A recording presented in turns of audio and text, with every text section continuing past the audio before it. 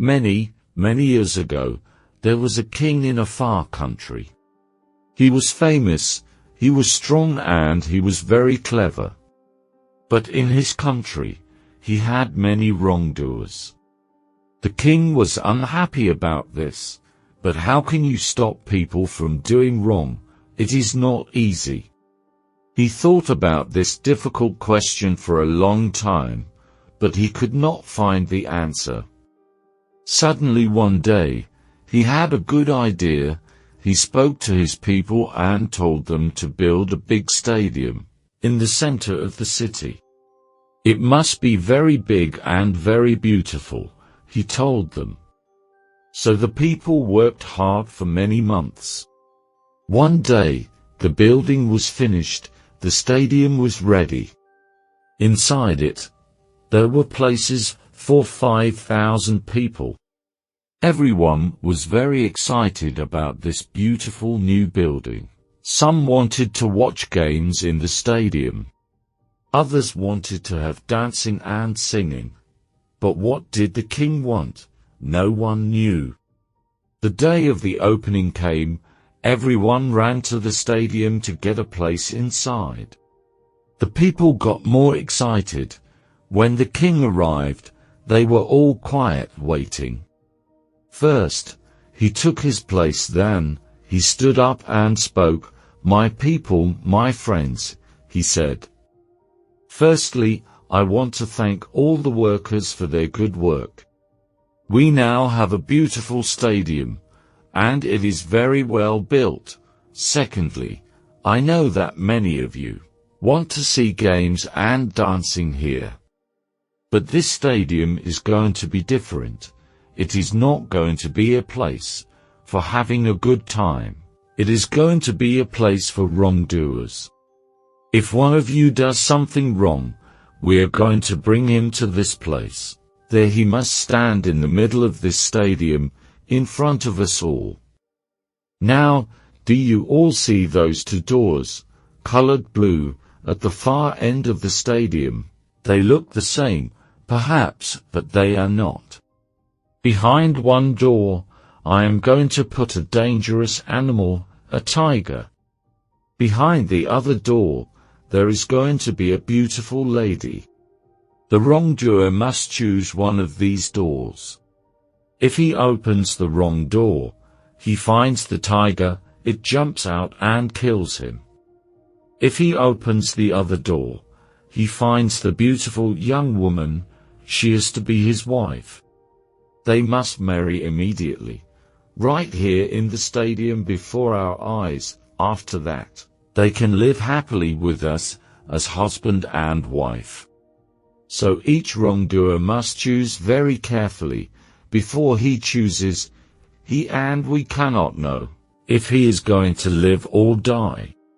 As soon as he opens one of those two doors, we all know immediately. That is my idea. So tell me, my friends, is it a good idea or is it not? It is good, king. It is very good, the people answered. But they were quiet. They were afraid. Thank you, said the king. Now go home, come to the stadium again, at the same time next week. Then you can watch the first wrongdoer make his choice.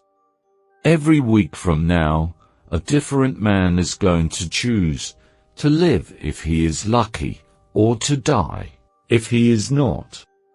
From that day, the people came every week to the stadium to watch a different wrongdoer. Sometimes, he opened the right blue door, and the beautiful lady came out. Then there was singing and dancing. Everyone threw flowers down to the lucky people, and went home happily. But at other times, the wrongdoer opened the wrong door. Immediately, a big tiger ran out into the stadium, and jumped on the unlucky man. In a few minutes, the tiger killed him in front of all the watching people. When he lay dead in the center of the stadium, the people went home sadly. They took their flowers with them. It is interesting that in a short time, the number of wrongdoers in the country got much smaller.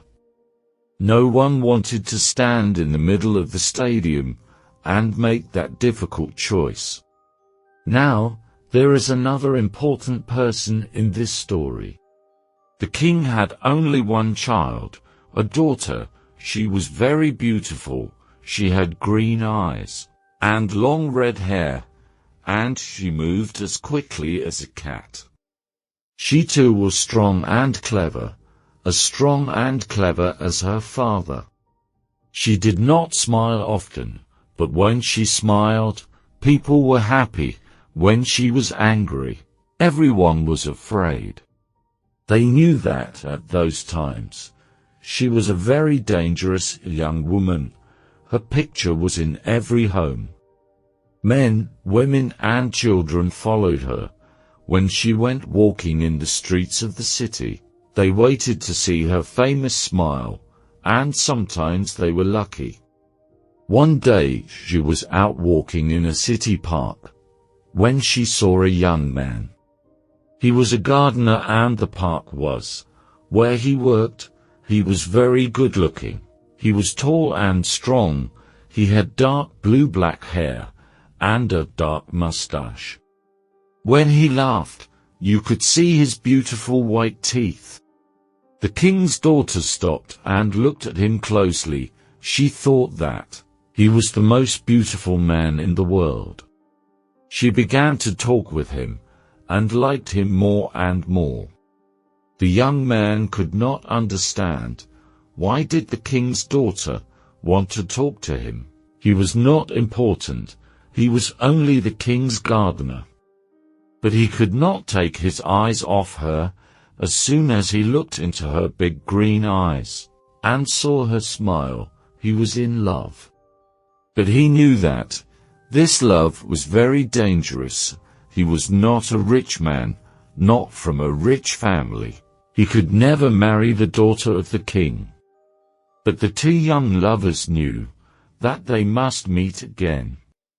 They started to meet every day, at times when no one could see them. Every day, their love was stronger and stronger. They were very happy. Then one day, the king found them together, there in the city gardens. His daughter was in the young man's arms. The king was very, very angry. He called his men immediately. They took the young man away and shut him in a dark, dirty room. They gave him only bread and water to eat. Now the king's daughter could not see her lover any more. The young man lay in the dark. He knew that he was a wrongdoer and in much danger from the king. Now we know that the king's daughter was a strong young woman, and that she was very clever. When her father's men took her lover away, she too saw the danger immediately. She knew very well what was going to happen next. So early in the morning, she went to the stadium. No one saw her go. She spoke to the workers there and gave them some money. "Which room is the tiger in?" she asked, "and which girl is going to be behind the other door?" The workers did not want to answer. They were afraid. "I must know," said the king's daughter. "Who is she?" "She is the daughter of your father's driver," the workers answered. The king's daughter knew her well, a young and beautiful girl with rich brown hair. But the king's daughter did not like her. She began to think hard. "If my lover chooses the wrong door, he dies, but if he chooses the right door, he marries this cheap little thing, this driver's child, and I lose him to her, so I too must choose." That afternoon, the king called all his people back to the stadium again. His men brought the young man from the dark room. There he stood, in the middle of the stadium, tired, hungry and afraid. The king sat in his place above the people, and his daughter sat next to him. She did not move. Her face showed nothing. Then the king stood and spoke to his people. You all know this gardener, my friends, and you know why he is here. He was the lover of my daughter. For many weeks I did not know that, but I know it now. What happens to a wrongdoer in our country? That we know.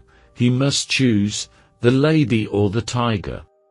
If he opens the wrong door, he must fight the tiger. If he opens the right door, he must marry the lady. So now choose, young man. Choose very carefully, if you want to live and not die. The young man stood quietly and listened to the king's words, but his eyes were not on the king. They were on the face of the king's daughter. She had no smile for him today, but he looked at her eyes. Her eyes told him something. She looked down quickly at her hand. Then she looked up again. He saw her smallest finger move a little to the left. And immediately he knew the door to open was the door on the left. He turned and walked very slowly to the left-hand door. All the people watched him, without a sound. He put out his hand and opened the door. But here the story ends. Remember that the king's daughter was a clever young woman. She was in love, but she was angry too. Did she want her lover to meet the tiger, a fight that he must lose? Did she want him to die? Or did she want him to live and have another beautiful woman for his wife, to give him this other woman in place of her? We do not know what ideas were at work inside her beautiful head. Tell me, what do you think? Which did she choose? What was behind that door, the lady or the tiger? Our story is over. I hope you enjoyed this story. See you in the next story. Practice English with us. Thank you for watching.